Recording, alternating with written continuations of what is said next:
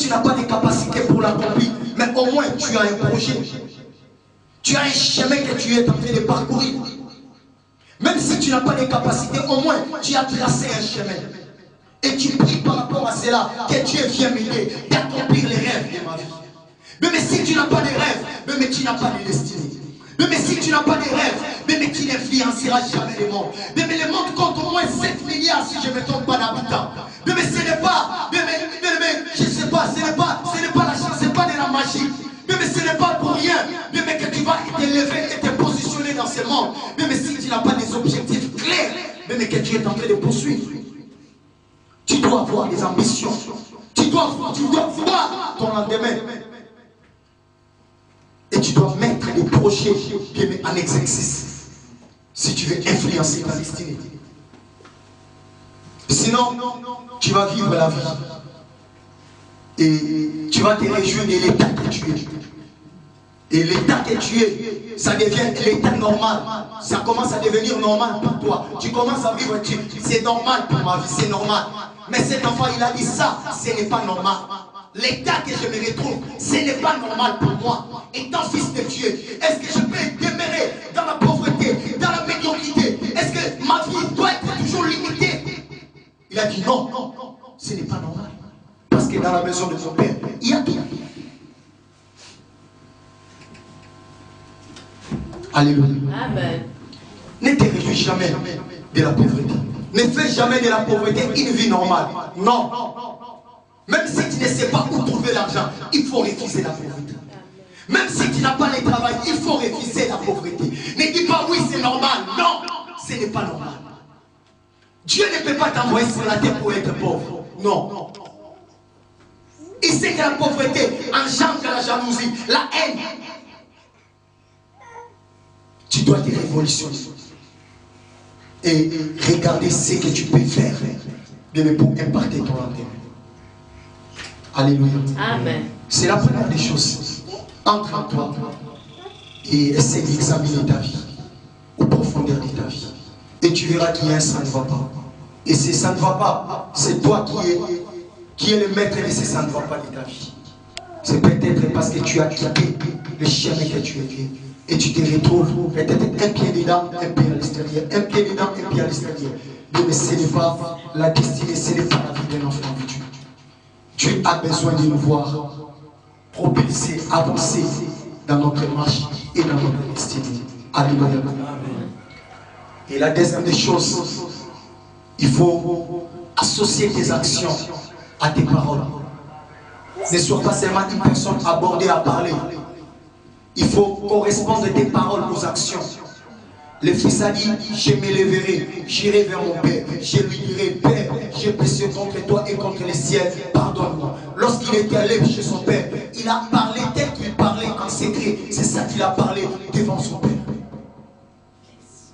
Ce que tu penses à l'intérieur de toi, essaie de mettre les actions qui vont correspondre à tes pensées. C'est par là que tu vas entrer dans le progrès et dans l'échange. Alléluia. Amen. Dieu a besoin de nous voir avancer.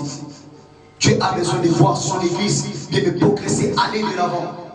Mais si toi et moi, nous sommes toujours des chrétiens qui se pleurnichent à tout moment, nous allons même arrêter la porte pour les autres. Un enfant de Dieu, sa vie doit refléter dans tout domaine, dans tout aspect. Nous devons être des gens qui doivent refléter la gloire et l'image de Dieu. Parce que nous sommes créés à son image. Partout où on doit passer, avoir ou pas, les gens doivent remarquer la marque de Christ dans nos vies. Lorsqu'on a Dieu, notre vie doit être une référence pour les autres. Dans tout domaine, dans tout aspect de notre vie, nous devons refléter l'image de Christ. Et essayons de retourner dans la maison du Père. Car c'est là que réside notre bénédiction. Alléluia. Et c'est là qu'il y a de l'abondance. Loin de Dieu, c'est la mort. Retournons bien mais réellement complètement. Retournons bien mais dans un ancien bien mais habitude qu'on avait bien mais avec le Seigneur.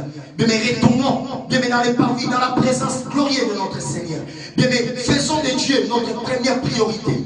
Bien mais que notre héritage, bien mais que le Seigneur soit soit notre source, notre bonheur, notre joie parfaite, mais que cela soit Christ, que nous courons derrière lui, qu'il soit notre fan, qu'il soit notre modèle, notre idole, mais que cela soit Christ.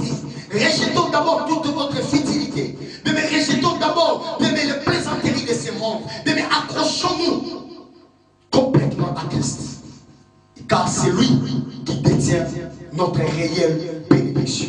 Alléluia. Et la troisième des choses que nous devons faire,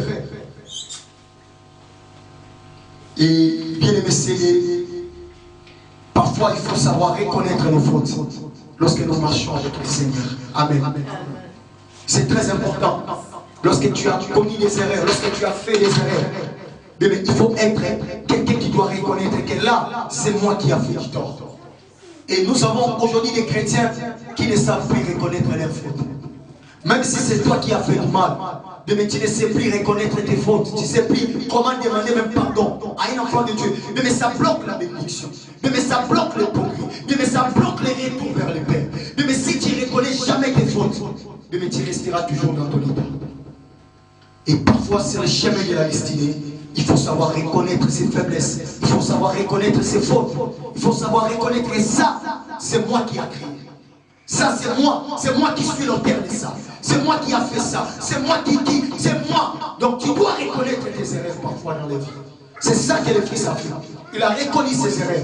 Il a reconnu que si je me retrouve dans cet état, c'est parce que moi, je me suis décidé de quitter la maison de mon Père. Parce que mon Père, malgré qu'il m'a donné la bénédiction, mais il ne m'a pas dit d'aller en dehors de sa maison. Il m'avait donné la bénédiction et il m'avait laissé le libre arbitre de rester ou d'aller plus loin. Mais c'est moi qui s'est décidé d'aller plus loin.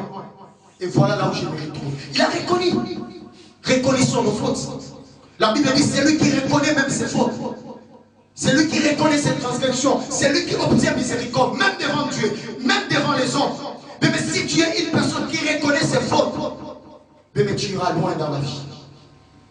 Si tu as offensé quelqu'un, reconnais que j'ai offensé. Pas demander pardon. Alléluia. C'est très important, bien aimé, dans la destinée de l'homme. Alléluia.